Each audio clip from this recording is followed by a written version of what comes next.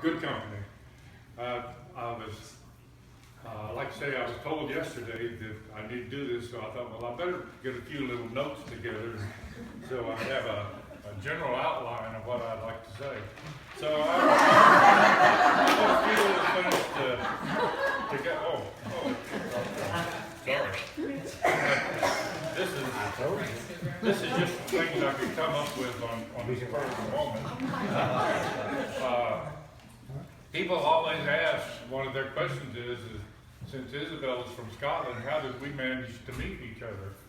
My nose is running, all that wine is something else. But, so I tell them that really we met on a blind date. I worked with Isabel's brother-in-law, and through him I met Elsie, Isabel's sister. And Elsie was expecting their first child, and I was the only one that Jimmy knew that had a car. So he asked me that if whenever Isabel came over to visit her sister and the baby was born, if I would mind taking Isabel around and show her the island, because they knew that Elsie wouldn't be able to do too much traveling around because the baby was close to due. So I volunteered. And I went with Jimmy. We took my car and drove to Miami from Key West, which is where I was stationed, and picked Isabel up at the airport. Well, it turned out her flight into Miami was early. Believe it or not, airplanes used to come to the airport early. But it used to happen. And she got to the airport, and she had no idea how to get in touch with anything. She couldn't find Jimmy. She had no idea what I looked like. So she decided she would call Elsie on the phone and ask Elsie, were we come to pick her up? And she didn't know how to use the telephone. She didn't know what the difference between a nickel and a quarter. Finally, she asked some guy, and he said, well, how much money have you got? And she just holds out a handful of money. He said, well, let me show you how to use the coin-operated telephone. So she called Elsie, and Elsie said, yeah, they're supposed to be there. So about that time, she looked across the airport, and Jimmy, he's 6'6", pretty good sized guy. She looked across, and she could see Jimmy coming, so she thought, she's all right. So she hung the phone up, and we put her in the car. It was hot weather in Miami at that time, and she came dressed in Scottish clothes with heavy clothing. She was about to burn up, and of course the car I had no air conditioning. It was a 57 Chevrolet. And she was in the back, and I kept watching her in the mirror. I could see that she was about to melt. Finally managed to get her to her sister's house, and the baby was born that night whenever she got there. Well, she was so tired from being awake so many hours traveling that Jimmy, she went to lay down on the couch and went to sleep, and Jimmy tried to wake her up, said, I'm taking Elsie to the hospital. She wouldn't wake up. So he just locked the doors and took Elsie to the hospital, and the baby was born. The next time Isabel was conscious of anything, the baby was already there. But she was there 2 weeks, and one thing just kind of led to another. I took her to the fanciest restaurant I could find, McDonald's. And then we went for Baskin Robbins ice cream, which, that impressed her. She liked Baskin Robbins ice cream. And I was really an impressive guy because I would open the car door for her to get in. She thought, that is neat. He must be an awful nice gentleman to come around and open the car door. Oh, she didn't know. Did she know? I had her full. But anyhow, that's basically how we met. It was a blind date. I had never seen her, but her sister, she quizzed me pretty good before she would let me take her baby sister out on the date. I thought at one point she wanted to check my teeth like a horse. But Elsie was really, I don't know why I impressed that lady, but Elsie and I seemed to get along just great. She was really a very nice person. And so I got Elsie's approval to basically take her baby sister down. So that was an advantage. But to make a little history, before that, I quit school in the 10th grade and joined the Navy. That's how I got in the Navy. It was a Christmas break and I got caught smoking in the boys' gym and got expelled from school for 3 days. Well, when I was supposed to go back to school, instead of going back to school, I joined the Navy and started getting a real education then.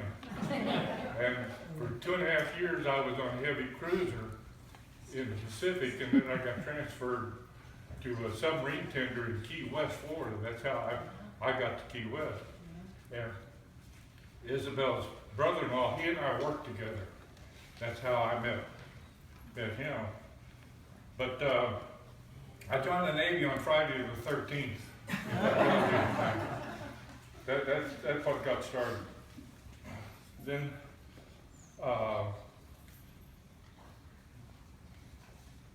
through a lot of manipulation, and Isabel at that time, she had to have 2 sponsors to be able to get a visa to come over here. Well, Jimmy was her sponsor, and of course I signed up as a sponsor.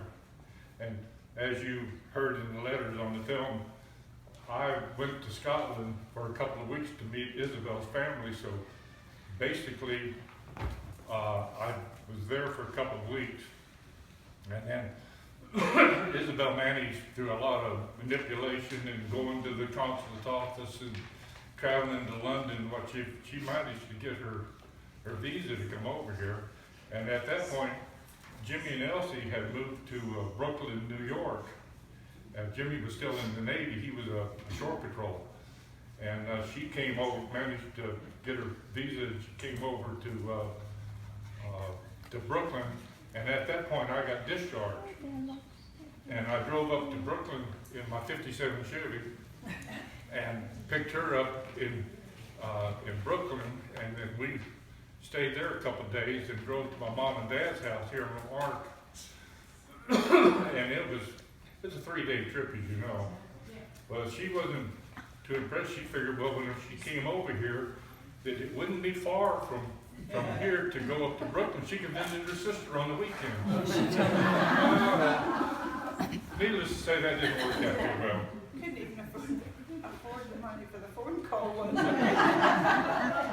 But then we got married on June the 6th, 1966. June the 9th, but who's counting? Oh, this is count. That's a cheap wine for you. I should have got that. I knew that was going to happen. But then, after we got married, I went to work at Todd Shipyard in Galveston. Some of you may remember Todd, but not many. Yes. And I got laid off one day. They had a force reduction, and I was out of work. And a friend of ours lived next door. He gave me a part-time job welding. And then I put in applications at all the plants and refineries in Texas City, and I finally got hired at Marathon, and which I stayed out there for just 30 years. And Isabel, she worked at the kidney dialysis center in Galveston, which was basically her first job when she came here. And that's where they developed the process of the kidney transplant. The doctors that she worked for was involved in the research for kidney transplant. And then she got an offer to go to work in the cafeterias at the Lamar State, which was pretty good. And then she got an offer to work in the offices as a secretary in the main administration office. And I told her whenever I found out she'd gone over there, there's still people that work there that were my teachers, and they know who I was. I told her, I said, whenever you go over there, don't tell them who you're married to, because whenever I left school, I really wasn't in the best of grades. I've got 2 friends here that I went to school with, and Barbara worked at the school administration building, so that's how Stephanie, Isabel. That's how she got to know Barbara Kling. And Barbara, believe it or not, she was the drum major in the band. And very good at it too. We had a good band. It We was, did have a good band. it was He good. was in the band. Back then. Yes. What did you play? And then Jim Lamont sitting over here, he was in the band with us, so I've got friends here that I've known for, well, not quite forever. Well, I've got one I've known forever, standing right there. And they still talk to you. I play the tuba. Hey, Dad, Believe it or not, Dad, what's better than one ba? what? What's better than one ba? One, I don't know. Tuba! Well, you got me. But anyhow, as the years went by, we managed to have two, what I consider very good daughters. The oldest one, Stephanie, where's Stephanie? Over here, she was born May the 27th, which, guess what? Yesterday was May the 27th. Happy birthday. Happy Stephanie. birthday, Stephanie! And then so, a couple of years later, after trying them for quite some time, this one over here came along, our little pride and joy. And she was born February the 16th, which just so happens is my mother's birthday. So my mother always said, this is my baby girl.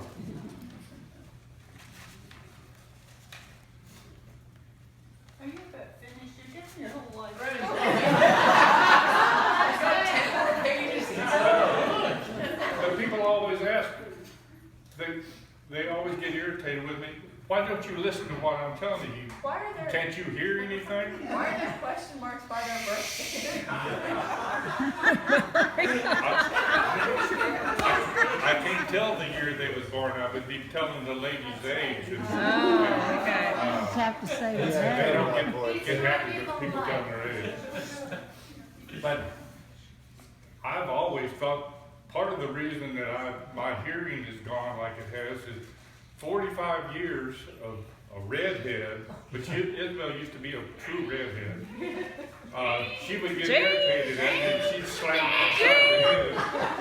And my hearing as a consequence is not all that good anymore. But one time I decided I'm going to stand up for myself. I'm not taking this anymore. She had hit me upside the head. Why don't you shut up and go away, you old biddy? Because her name when she was younger was Biddy. That's her family. That was what they called her. Because Biddy in Scotland means little. And she was the youngest, so she was the Biddy of the family. I don't call her A Biddy. little bitty. But Yes. anyway, I decided I was going to stand up for myself, and I told her, why don't you shut up and sit down, you old biddy. Well, I didn't see her for about 5 days. But then, as the swelling went down, I could see her right eye. It got better. I learned from that experience to you just do what you're told. And that's one reason we've gotten along for 50 years. I do what I'm told. Right. My two daughters, You believe that, yeah. they've turned out, you couldn't ask for any better. You can see them looking here. Susan and Cody have done real well for themselves. And Ian and Stephanie, here in a month or so, they're leaving Dallas and they're moving up to East Texas. I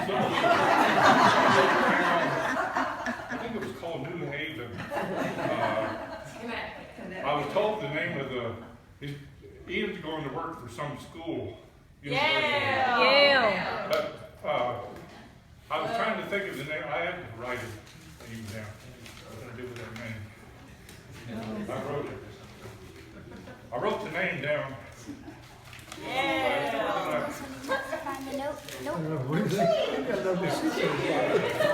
See, Gene? Oh, here. I can't remember the name of that school. It's kind of an unusual name. Was it Harvard?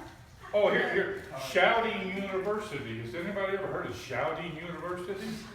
You should have said Harvard, Grandpa. Huh? Yale. Yeah, I thought I was talking pretty loud already. So I can't talk loud. Gail, oh, is that the name of the school? Oh, I never heard of it either, so. I don't know anything about that. Meredith. Let's see, I got one word on my notes. I got a long list here. He's got a long list. But, and then Susan and Cody, like you say, they've done real well for this house. And then my oldest daughter it's not Stephanie, it's Dr. Stephanie, so please, whenever you address her, please sure you put that doctor in front, that's what she prefers. I don't call her doctor, that's still my baby girl from several years ago, so it's not doctor. But we're really proud of them and the two families there. It's been outstanding.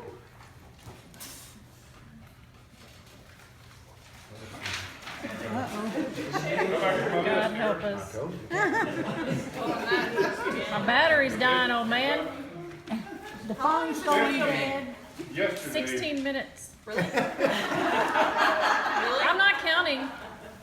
Stephanie, yesterday, she was asking me, she said, Dad, you tried just about everything, haven't you?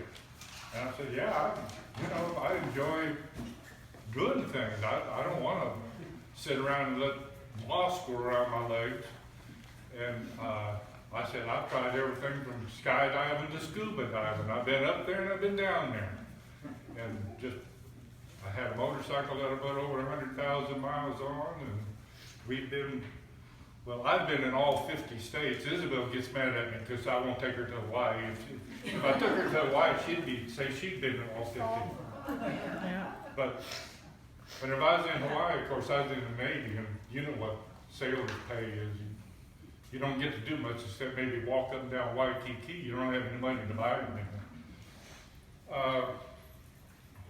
But then people say, how's it feel to have been married for 50 years? Be careful what you answer. Thinking back about it, it's a hard question to answer. We really had a good marriage. We're like every typical couple. We have our ups and downs like everyone. But thinking back on it, I believe that's what I should have done. I should have stayed in school, and I should have joined the Air Force. Then everything might have been better. I'm not real sure. But thank you for your attention. Yay.